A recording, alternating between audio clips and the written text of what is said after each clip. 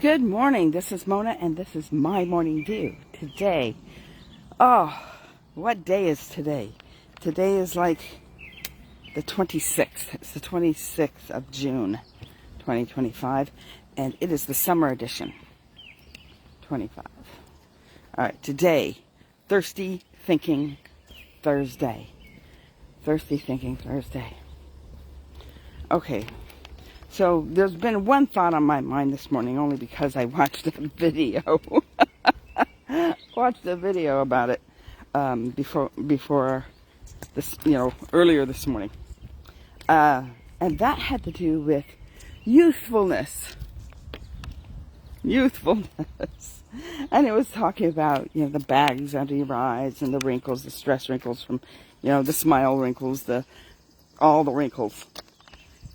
What is your area of concern? And mine's like, right here. This is my area of concern. So anyways, and I've got a lot of concerns, as you can see. A lot of concerns. All right. So that's why I was watching the video. It caught my attention. And it just made me think about, I watched one yesterday about age spots. It's like, wow, they're really like honing in on, the demographic for their commercials, for their ads. I'm over 60, so therefore it's like, oh, over 60 woman, she's going to be wanting to be looking youthful.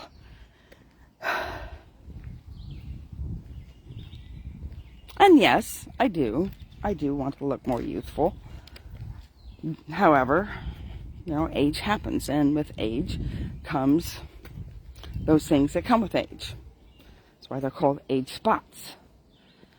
Yeah, there's more to it than that. There's some scientific stuff that deals with melanin and all of that, and the sun can enhance it. Yes, there's all sorts of different things there.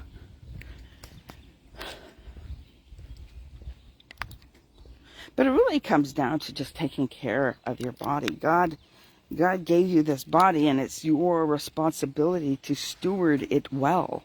And when you don't steward it well, it doesn't sneak up on you. It comes quickly like a cheetah. All of a sudden, pounce, it's there, and it's like, oh, whoa, what happened? I was just out there eating grass in the Serengeti, and the next thing I know, I'm in the mouth of a cheetah. What's going on here? So today, about youthfulness. I got some gentlemen up here talking, and it's like, I might have to pause and make the video go slower at that moment. So I'm anticipating not being in the middle of a conversation with you when I pass by them. Especially talking about things like stuff that has to deal with vanity. Oh, there I said it. I said the word vanity.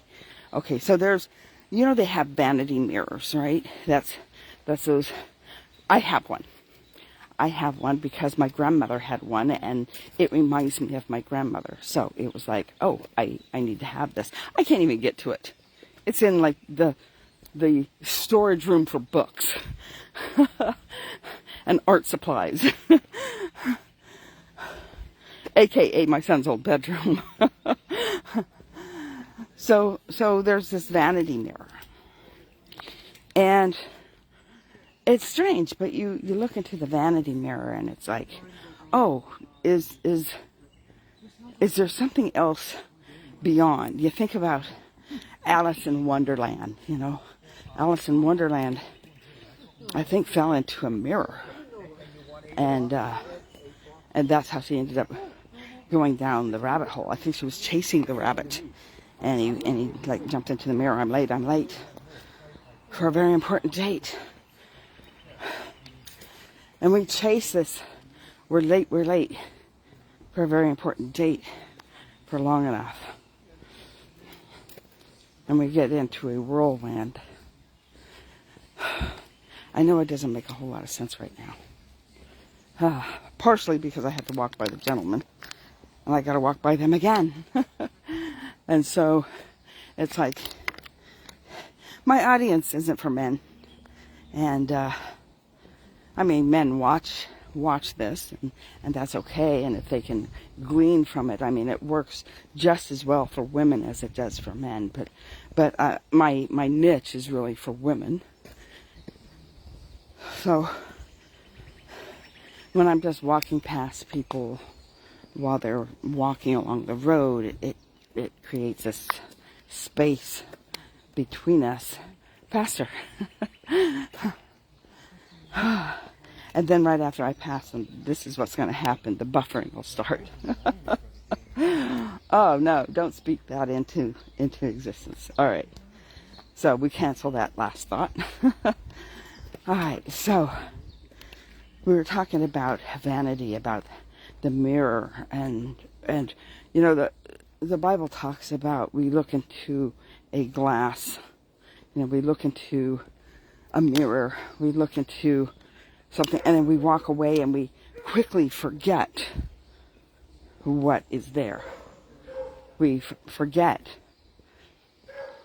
what our face looks like. What is a mirror? What does it do? It creates the image. It's a reflection of the image. And so that makes me think of the reflection of the image of God. We are made in the image of God, just like the mirror is made in the image of us. But we walk away and we forget. And so when vanity comes in is when we forget our image of God. We forget that we are the image of God. And we try to rely on our own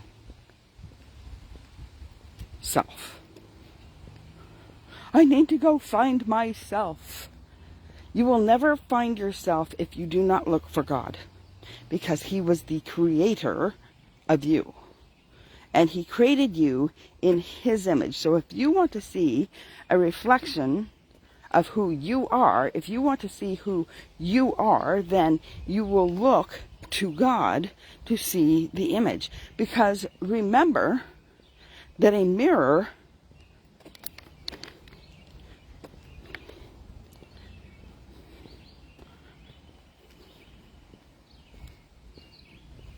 is kind of like the opposite. You raise up your left hand, and in the mirror, your left hand is raised. But then if you turn as if the mirror was next to you, the opposite would be, it's tricky. Mirrors are tricky.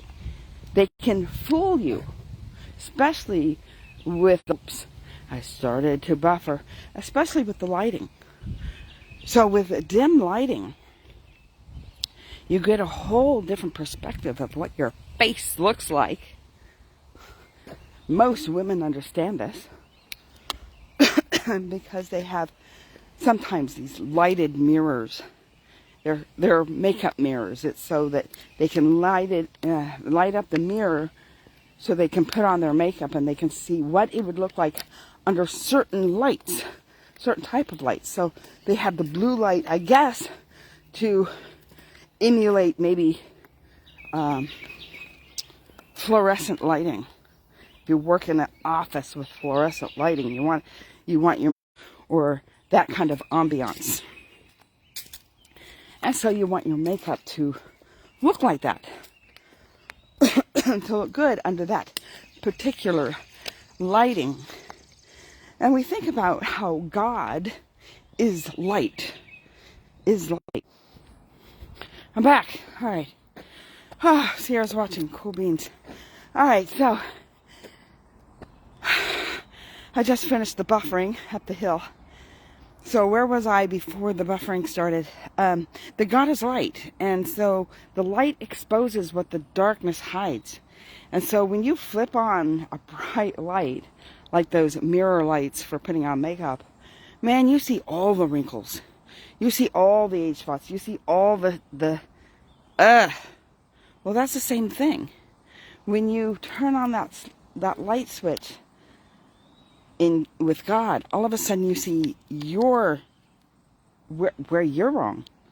But mind you, that God does do that for condemnation. He doesn't. It's okay to be convicted. Convicted means you recognize, you own your stuff. I'm going to talk about owning your stuff tomorrow. I'm pretty sure. I put a little note in my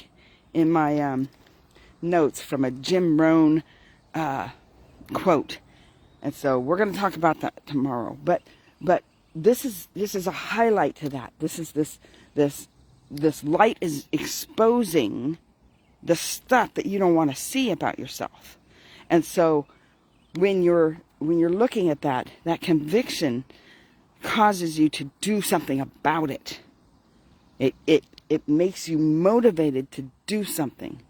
Whether you're going to do it right or whether you're going to do it wrong, but you're going to do something about it because that's what you want to do for God.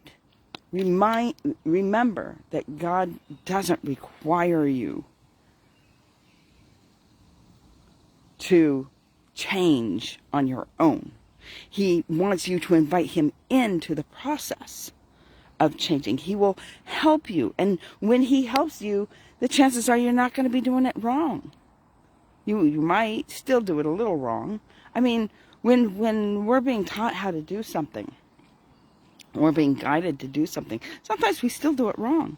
Sometimes our hands aren't trained well enough to get to the intricacies of things, right? So a painter, you're learning how to paint.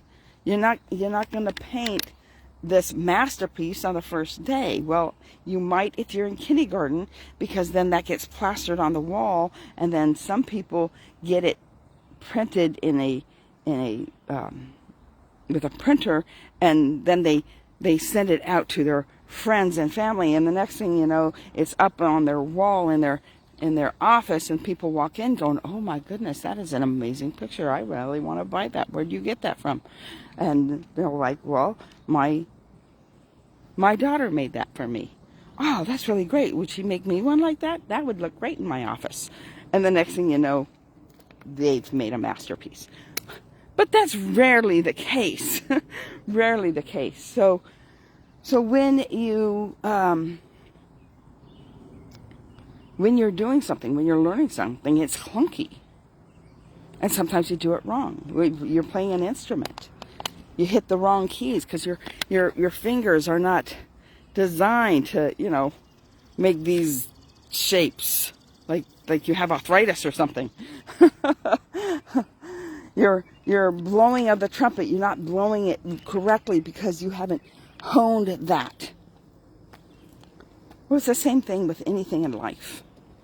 And if you're doing something differently because you've recognized, the light has exposed that the stuff about you that you're like, "Oh man, this has to change," and you start to change because you love the Lord, not because you have to, but because you love the Lord. And that's part of the sanctification process. If you're in that sanctification process, you want to do better. You want to be a better person. You want, it's a desire from within. It's not this, "Oh, I have to do this." No, you want to do it, or you get to do it.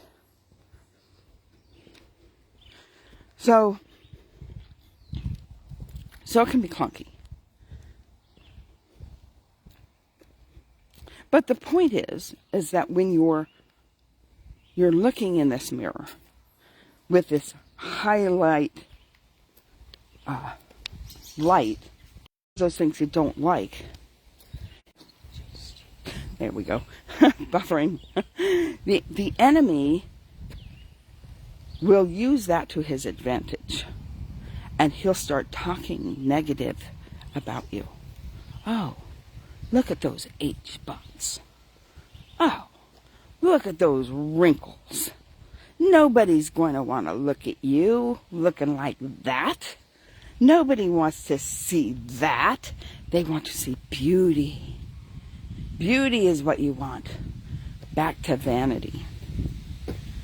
That, oh, yes, I'm so beautiful. People look at me. Aren't I so wonderful? Now, you know I'm not talking about beauty. You know I'm not talking about age spots or wrinkles. It's just what I'm using to explain how it all works. So the enemy will sit there and condemn you. I'm not good enough. I'm not pretty enough. I'm not, and he will use that exact words for you ladies. But for everyone, it is about being, about searching for the true image, the reflection of God, not our own reflection. Because we look into the mirror and we forget who we are. We look into the mirror and we forget who our image bears.